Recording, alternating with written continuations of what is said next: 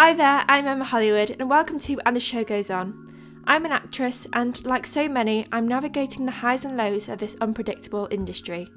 But there's more to my story. I'm also living with an invisible illness. And if there's one thing I've learned, it's that the show really does go on. In each episode, we'll dive into the world of acting, uncovering the realities behind the glitz and the glamour. We'll talk openly about the challenges, from auditions to the art of managing it all with health challenges that don't take a day off. And I won't be alone. I'll be joined by incredible guests, actors, advocates, and others who share this journey. Together we'll share stories, laughter, insights, and inspiration to help you keep pushing forward no matter what. So join me every week on And the Show Goes On. Let's navigate this path together with resilience and a sense of humour, because no matter what, the show goes on. Hello and welcome back to And the Show Goes On. Thank you so much for joining me. I hope you're having a lovely and restful week. In today's episode, I'm going to be doing a Q&A. So on my Instagram, which is andtheshowgoesonpod, I asked for some questions, whether that be related to chronic illness, disability, acting, podcasting, whatever. And I've got some lovely questions. So thank you to everybody who asked the questions. I think I'll just go straight into it.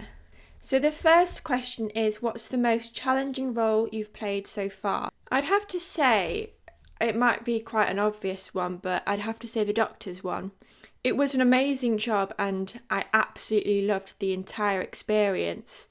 But because it was my first acting job, it was quite scary. And I had to play someone who had a terminal illness. And the story was very much based around that, and the sadness it can cause and the frustration it can cause.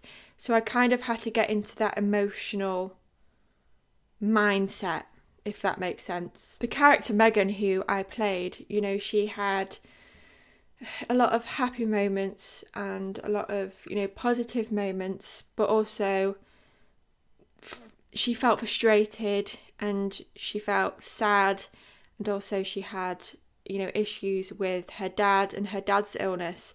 So there are a lot of factors that go into playing that character, and I had to really get into that mindset.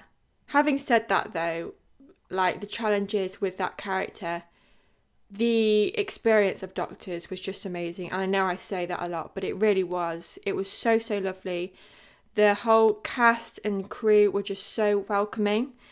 And it made my first experience of having a speaking role that amazing, because everyone was just so lovely and I wouldn't swap that experience for the world.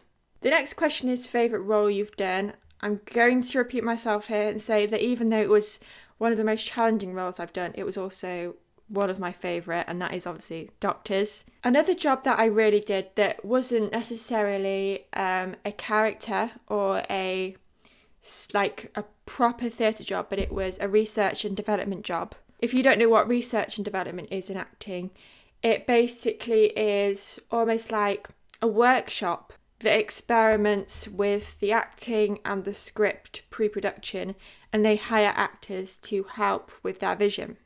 And this research and development job I did was for Tall Stories, which is a children's theatre company. And the show specifically was Alma the Elephant.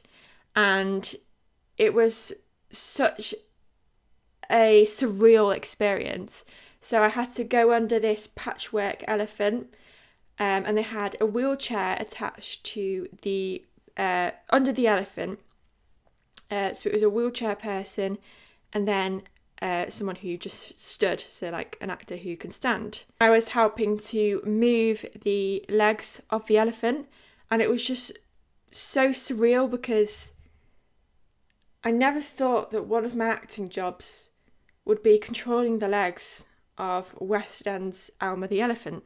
And that was my first research and development job as well.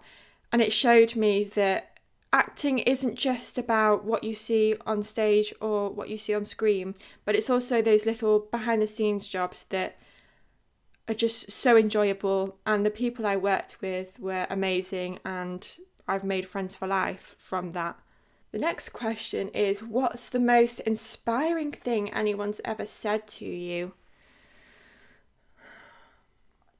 inspiring thing.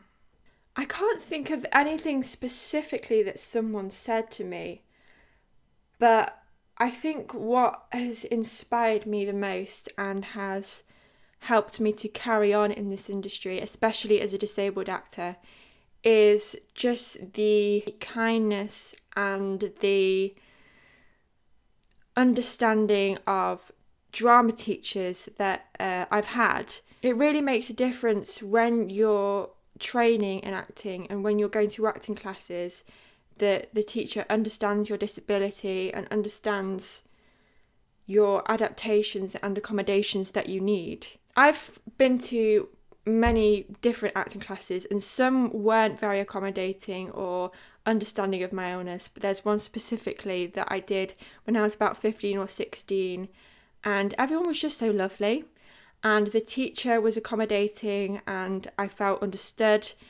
and even though I was the only one in a wheelchair, I didn't feel left out. So I'd say, yeah, it was inspiring for me, and it made me want to carry on with my career when the teacher was understanding and got me and didn't differentiate me from the others. And that's where inclusion really starts, acting classes, and local theatre groups, when someone is just starting out in their career.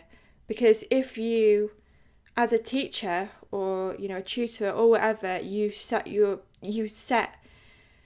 this idea that disabled actors can't be an actor, or kids that have a disability or chronic illness can't do what they love, then that's just going to create a negative mindset to that person. So it's really important that young people and aspiring actors who are different feel welcome at the early stages of their career, because that's what's really going to shape their outlook of the acting industry and their place in it. Okay, next question is, who would be your dream podcast guest and why? That makes me think of the JoJo Siwa meme. That's really funny.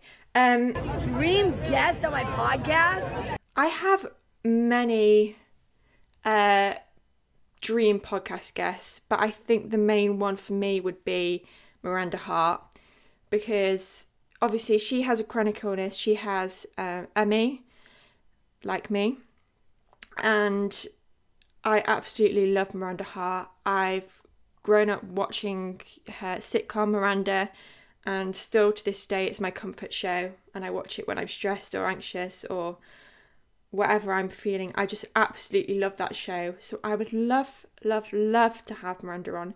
So if you're watching or listening, Miranda, I don't know if you would be, but if you are, come on the podcast, because that would be amazing.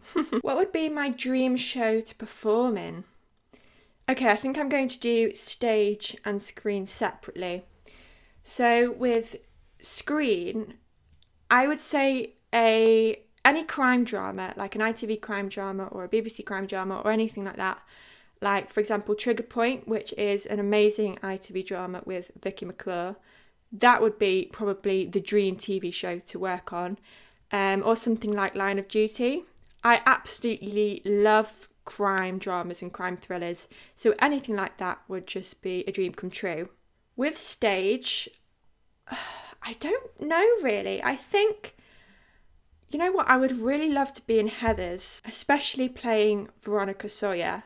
I've seen Heathers in the theatre. I think it was a few years ago I saw it now, and it was just amazing. I absolutely loved it. And I really think that Veronica Sawyer could be a wheelchair user. I just think it would fit in with the storyline, with maybe just a little adaptations.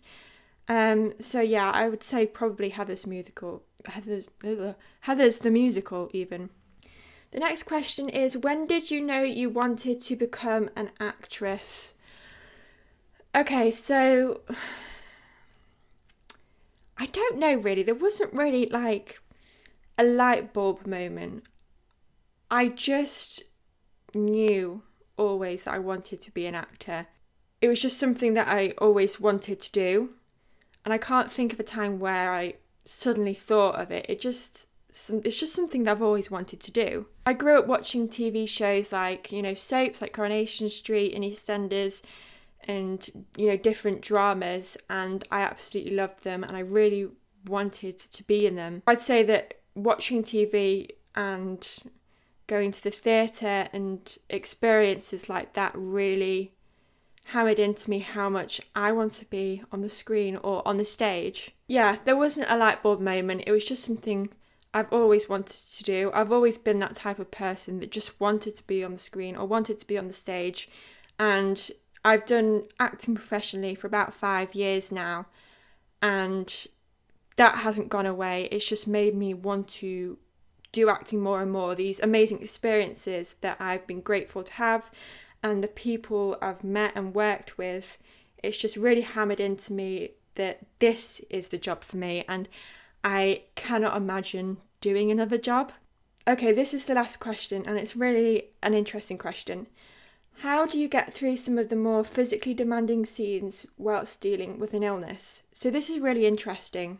So first of all, I'd say that because I have a disability and because I have a chronic illness, I'm not going to be doing extremely physically strenuous scenes. So for example, I'm not going to be doing a marathon scene or a boxing scene, for example. So, those kind of scenes are out of the question. But with other scenes that are not necessarily exercise or sport themed scenes, but are still quite tiring, physically and emotionally and mentally, I just make sure I put in place things throughout my acting day or, when I'm on set that help me prepare my body for acting. So for example, in between scenes, I'll put my legs up, I'll have a snack and make sure I have lots of drinks and electrolytes. I make sure that if I've got a big filming day ahead or a theatre show ahead, I will make sure that the days before I'm days where I'm not doing anything, where I'm completely resting. I also wear compression socks, having POTS, and that does help a little bit. It doesn't completely take it away, but it does kind of take the edge off a bit. When I'm actually acting, there's not necessarily anything I'm doing in that moment, but it's all about preparing my body in between scenes when I'm not actually on camera or on stage, where I'm just relaxing and looking after my body so that when I am acting on stage or on screen, my body doesn't feel too exhausted or like there's a big toll on my body. I'd say the key word with this question is just pace, which is something that, having this illness for 10 plus years is something I still struggle to do, but it is the most important thing, is to pace and listen to your body and learn about your body, learn about your body's boundaries. It's hard, but it's something you've got to do, and once you know your body's boundaries and you understand your body a bit more, it makes life easier. Thank you so much for all your questions. I really enjoyed this. I'm thinking of probably doing a Q&A part 2 maybe in a couple of months' time. So make sure you follow my Instagram, which is andtheshowgoesonpod, and I'll let you know when you can ask questions again. Thank you so much for listening or watching if you're on YouTube, and I will see you again next time. Bye!